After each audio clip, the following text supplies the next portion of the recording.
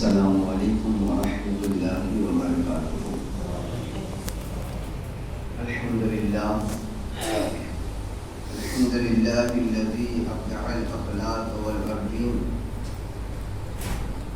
والصلاة علی من کان نبیا وآدم بین الماء والطین وعلى آلہ واصحابہ وازواجہ وذریاتہ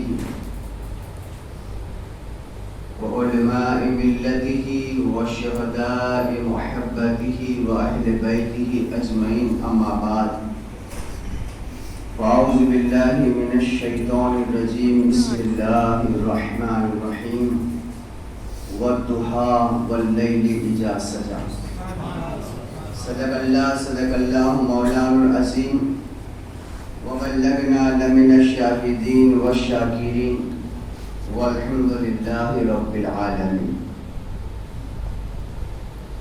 آئیے سب سے پہلے ہم اور آپ مل کر ہماری اور ساری کائنات کے مرکز عقیدت حضور نبی اکرم نور مجسم رحمت عالم جناب پاک محمد رسول اللہ ارواحنا فدا صلی اللہ تعالی علیہ وسلم کی مقدس بارگاہ میں جھوم جھوم کر درود پاک کی ڈالیاں نچھاور کرو اور پڑھے اللہم صلی علی سیدنا مولانا محمد وعلی آل سیدنا مولانا محمد وبارک وسلم۔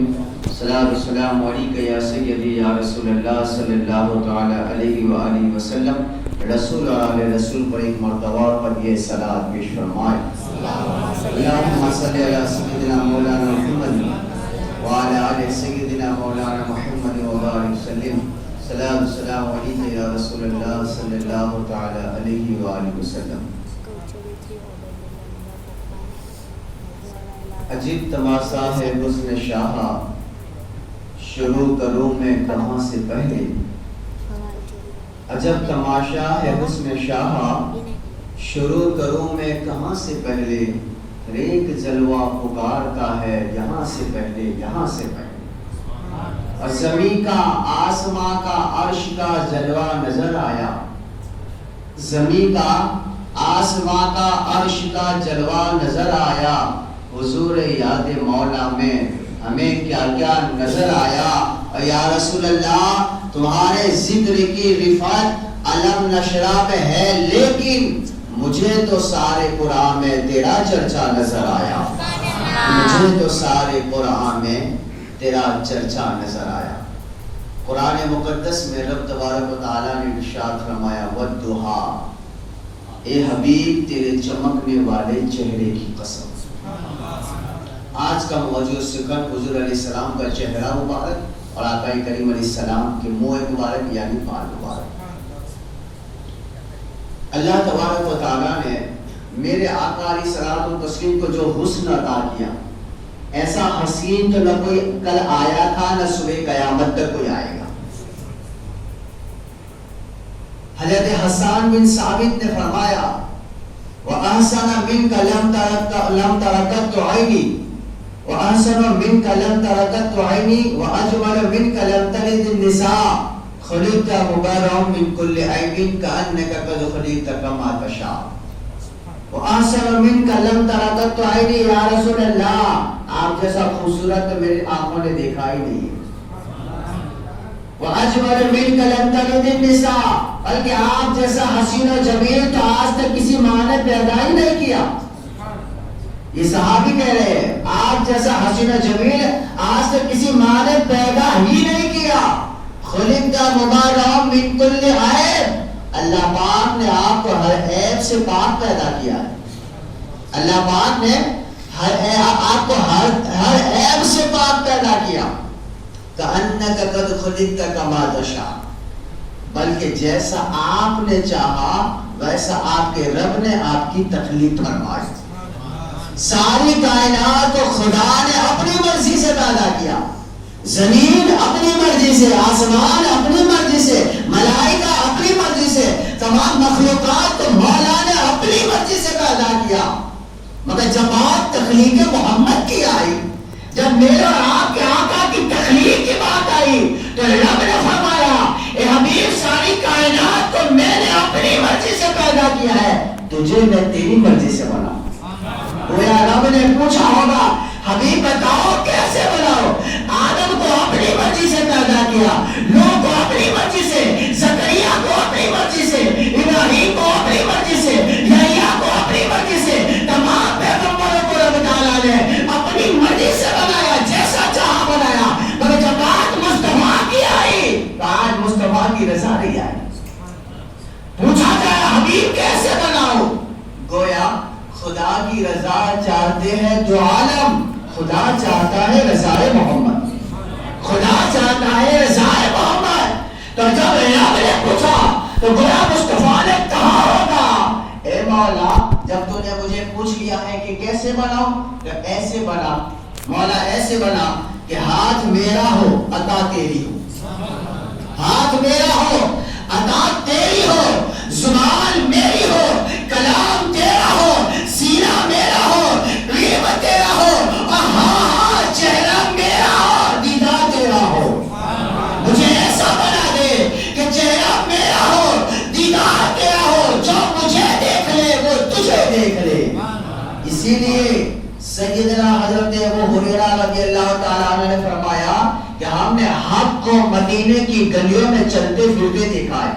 اور آقا نے کیا فرمایا, من رانی فقد رأى الحق, جس نے مجھے دیکھا اس نے رب کو دیکھا, جس نے مجھے دیکھا اس نے رب کو دیکھا.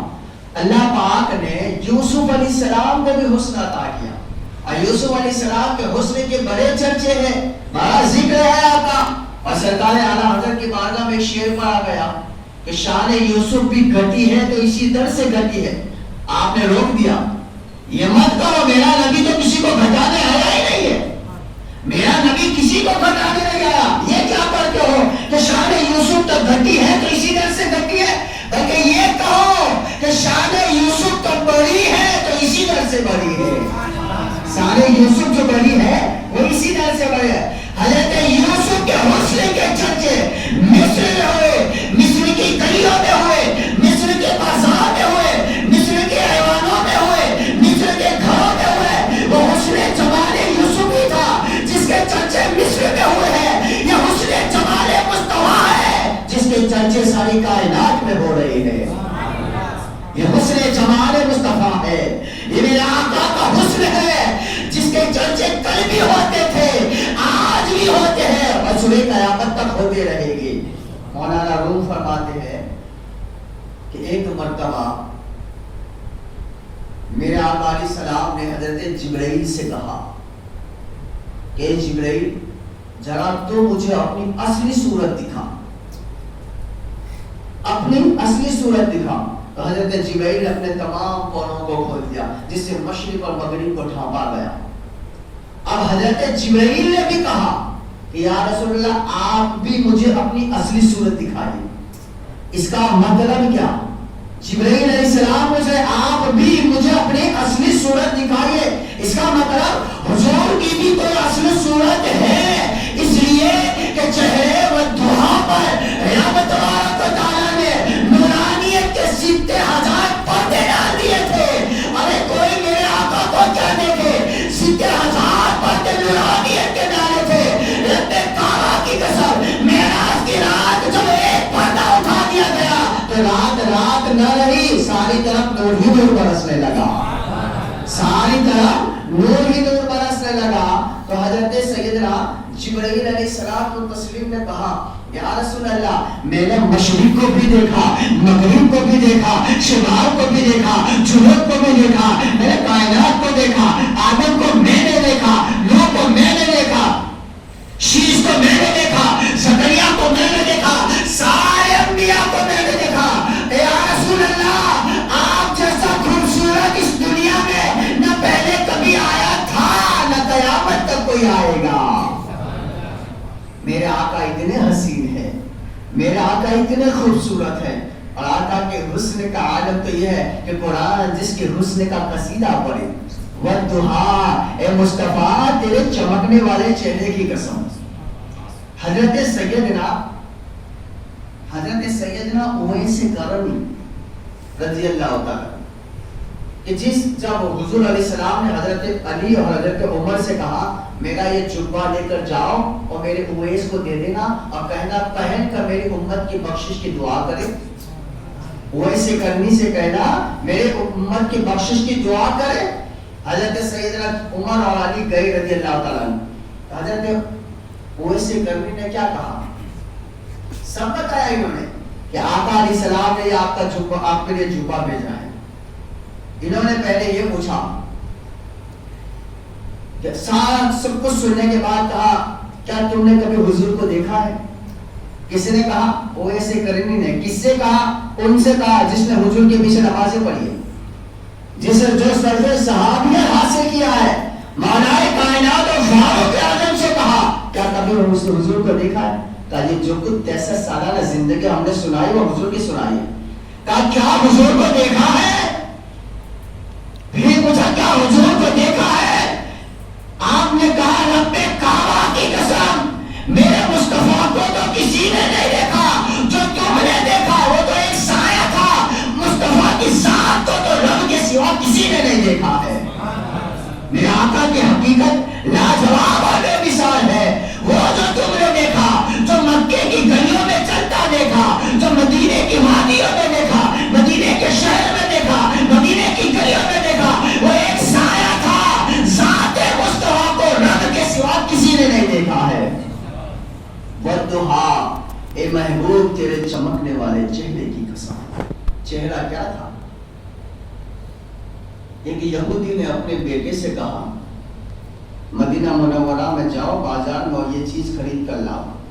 کوئی چیز منگوائی، مدینہ منورہ کی گلیوں سے وہ گزر رہا تھا، اسی گلی سے سامنے سے حضور آ رہے تھے، آقا کریم آ رہے تھے، آمنا سامنا ہو گیا، اس نے حضور کو دیکھا، حضور نے اس کو دیکھا۔ اب وہ کھڑا کھڑا بس آقا کا جلوہ دیکھ رہا ہے، جی بھر کر جدید جمال مصطفیٰ میں مارا ہو چکا ہے، وہ آقا کا چہرہ دیکھ رہا ہے، دیکھتا ہی رہ گیا، دیکھتا ہی رہ گیا، واپس اپنے گھر آ گیا۔ باپ نے کہا بڑی دیر کر دی، میں نے سودا منگوایا تھا وہ بھی لے کر نہیں آئی۔ کہا سودا لے کر آیا ہوں مگر اس زمین کا نہیں، آخرت کا سودا، آخرت کا سودا۔ کہا کیا ہوا؟ کہا بس میں نے مصطفیٰ کو دیکھ لیا ہے، میں نے حضور کو دیکھا ہے۔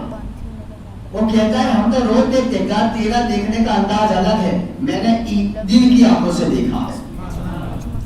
اب وہ اسی حالت میں بیمار ہو گیا، بیمار بھی ہو گیا، اس کو کوئی اور بیماری نہیں تھی، وہ مصطفیٰ کے عشق میں تڑپ رہا تھا، وہ آقا کے پیار میں، آقا کی محبت میں، آقا کے عشق میں بیمار ہو گیا، تڑپنے لگا۔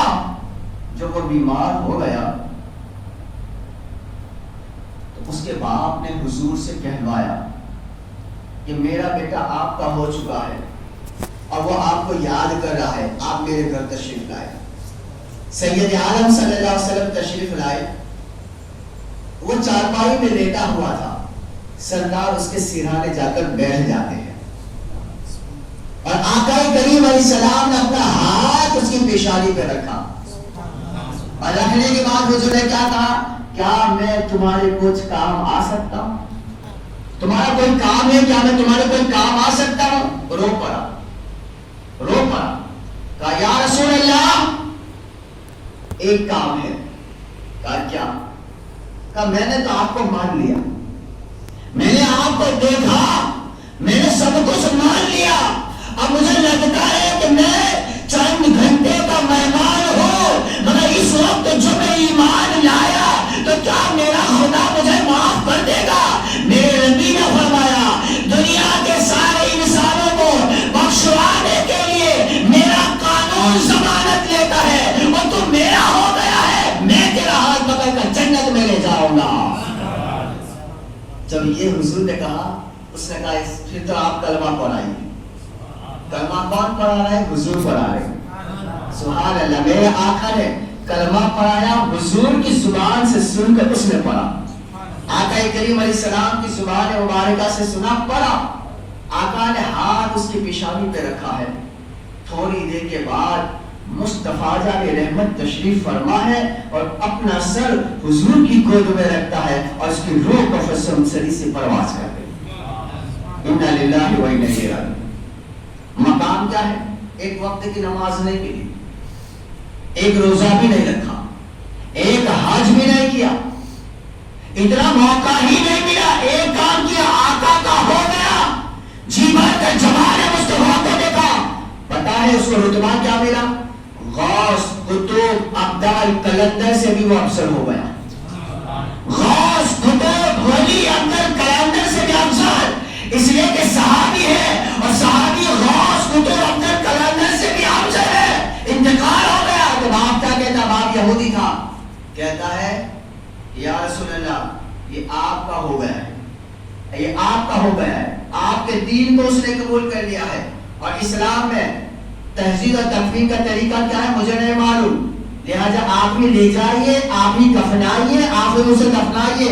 میرے نبی نے کہا اے ابو بکر چلو اپنے کندھوں پہ اٹھا لو, عمر اٹھاؤ, علی اٹھاؤ, عثمان اٹھاؤ, ارے صحابہ اس کو اپنے کندھوں پہ اٹھا کے لے جا رہے ہیں. میرے مصطفیٰ کو جنازے کی نماز پڑھا رہے ہیں. جب جنازہ چلنے لگا تو آقا اپنی ایڑیوں پر چل رہے تھے, پیر اٹھا کر ایڑیوں پہ چل رہے تھے. صحابہ نے عرض کیا فدا کو امی باقی یا رسول اللہ, ہمارے ماں باپ پر قربان. آقا ہم نے دیکھا کہ جب اس خوش نصیب کا جنازہ جا رہا تھا, اس عاشق رسول کو لے جایا جا رہا تھا, اس عاشق کو جنازہ جا رہا تھا, تو آپ پیر اٹھاتے تھے, ایڑیوں پہ پیر رکھتے تھے. بات کیا ہے؟ کہا صحابہ میں نے دیکھا کہ جنازے میں صرف تم ہی نہیں تھے, آسمان کے سارے فرشتے بھی آ گئے تھے, آسمان کے سارے فرشتے اتر آئے تھے. میں پیر سنبھل کے رکھتا تھا, اس لیے کہ اس کے جنازے میں شرکت کرنے والے صرف تم نہیں تھے, آسمان کے فرشتے بھی آ رہے تھے. اور آگے گئی, قبر تیار ہو گئی, مصطفیٰ نے خود اپنے ہاتھوں سے قبر میں اتارا, حضور نے اپنے ہاتھوں سے قبر میں اتارا. اب اتارنے کے بعد سرکار مسکرانے لگی تو صحابہ نے پوچھا یا رسول اللہ مسکرانے کی وجہ کیا ہے؟ آقا نے جواب کیا دیا, کسی جنتی کو دیکھنا ہے تو اس کو دیکھ لو, کسی جنتی کو. یارو غور کرو, اے آقا کا میلاد منانے والوں, اے آقا کے جہاں پر جشن کرنے والوں, اے جلوس اور شرکت کرنے والوں, اے روشنیاں کرنے والوں, اے چراغاں کرنے والوں, اسے جو جنت مل رہی ہے اس وقت تو نماز نہیں ہے, روزہ نہیں ہے, حج نہیں ہے, عبادت نہیں ہے, تقویٰ نہیں ہے, زہد نہیں ہے, بندگی نہیں ہے, وہ کون سی چیز اسے جنت میں لے جا رہی ہے؟ قبر سے آواز آئی, یہ محبت رسول سے جنت میں لے جا رہی ہے, یہ جو جنت میں لے جا رہی ہے آقا کا عشق ہے, آقا سے پیار ہے, آقا سے محبت ہے. رب کعبہ کی قسم اپنے اولاد سے زیادہ حضور سے پیار کرو, ماں باپ سے زیادہ حضور سے پیار کرو, اہل و عیال سے زیادہ حضور سے پیار کرو. آقا کے چہرے سے پیار, آقا کے زلفوں سے پیار, آقا کے لحاف سے پیار, آقا کے ناخن سے پیار, آقا کے لباس سے پیار, آقا کے اہل بیت سے پیار, آقا کے صحابہ کا پیار. رب کعبہ کی قسم جب قبر میں لٹا دیے جاؤ گے آواز آئی غلام مصطفیٰ آیا ہے, اور اللہ تعالیٰ تمہاری قبر کو جنت بنا دے گا. وہ جو جنت مل رہی ہے, سرکار جنت کا مجدہ سنا رہے ہیں. عمل یہ تھا, ایمان کو لے کر گیا. والضحیٰ, اے مصطفیٰ تیرے چمکنے والے چہرے کی قسم. ام المؤمنین عائشہ صدیقہ رضی اللہ تعالیٰ عنہ روایت کرتی ہیں کہ آقا کریم علیہ السلام مسجد نبوی شریف میں گئے تھے. رات تھی, میں گودری سی رہی تھی. اچانک اس جائے پہ لائٹ تو تھی نہیں, چراغ جلاتے تھے. ہوا کا جھونکا آیا, چراغ بجھ گیا. میں کافی دیر تک سوئی تلاش کرتی رہی مگر نہ ملی. جب حضور تشریف لائے اور والضحیٰ چہرہ سرکار مبارکہ کا قدم مبارک جیسے میرے گھر میں رکھا آقا نے, والضحیٰ چہرے کی چمک سے میرا گھر منور ہو گیا اور میری گمشدہ سوئی مل گئی. میں نے کہا یا رسول اللہ, میں کب سے تلاش کر رہی تھی, میرے سوئی نہ ملے. خدا واللہ رب نے آپ کا چہرہ کتنا حسین و جمیل بنا سنیے حضور نے فرمایا مگر اے عائشہ مجھے افسوس ہے ان لوگوں پر. کیا کہا؟ افسوس ہے ان لوگوں پر. یا رسول اللہ کن لوگوں پر؟ کہ قیامت کے دن کچھ بدبخت ہوں گے جو میرے اس چہرے کا دیدار نہ کر سکیں گے. وہ نہ کر سکیں گے. حضرت عائشہ صدیقہ نے پوچھا آقا وہ کون بدبخت ہوں گے جو آپ کے چہرے کا دیدار نہ کر سکیں گے؟ کہا اے عائشہ جو میرا نام سنے اور مجھ پر درود نہ پڑھے قیامت کے دن میرے چہرے کے دیدار سے محروم کر دیے جائیں گے. جو میرا نام سنے اور مجھ پر درود نہ پڑھے میرے چہرے کے دیدار سے محروم کر دیے جائیں گے. اور آقا کریم رؤوف الرحیم جناب پاک محمد رسول اللہ ارواح الافدہ صلی اللہ علیہ وسلم کا حسن یہ تھا کہ صحابہ ہما وقت حضور کے چہرے کا دیدار کرتے رہتے تھے. چہرے کا دیدار کرتے رہتے. حضرت سہل بن سعد الساعدی روایت کرتے ہیں کہ قبیلے بنو عمر بن عوف میں جھگڑا ہو گیا تو آقا کریم علیہ السلام ان میں صلح کروانے کے لیے چلے گئے. عصر کی نماز کا وقت ہو گیا. حضور صلح کروانے کے لیے گئے تھے. عصر کی نماز کا وقت ہو گیا تو حضرت بلال نے حضرت ابو بکر سے کہا رضی اللہ تعالیٰ کہ نماز کا وقت ہو گیا ہے میں اقامت یعنی تکبیر پڑھوں آپ نماز پڑھائیں گے؟ حضرت ابو بکر نے کہا ہاں. حضرت ابو بکر مصلی پر آ گئے. نماز شروع ہے. ایک رکعت ہو چکی تھی. دوسری رکعت میں حضور آ گئے. اب سنیے ہمارے لیے مسئلہ کیا ہے کہ جب جماعت قائم ہو جائے تو جس کو جہاں جگہ مل جائے وہاں کھڑا ہو جائے. صفوں کو چننے کی اجازت نہیں ہے. ادھر دوسری رکعت ایک رکعت ہو چکی ہے. دوسری رکعت میں آقا آ گئے. صحابہ کہاں ہے؟ ایمان صحابہ کا دیکھو, عقیدہ صحابہ کا دیکھو.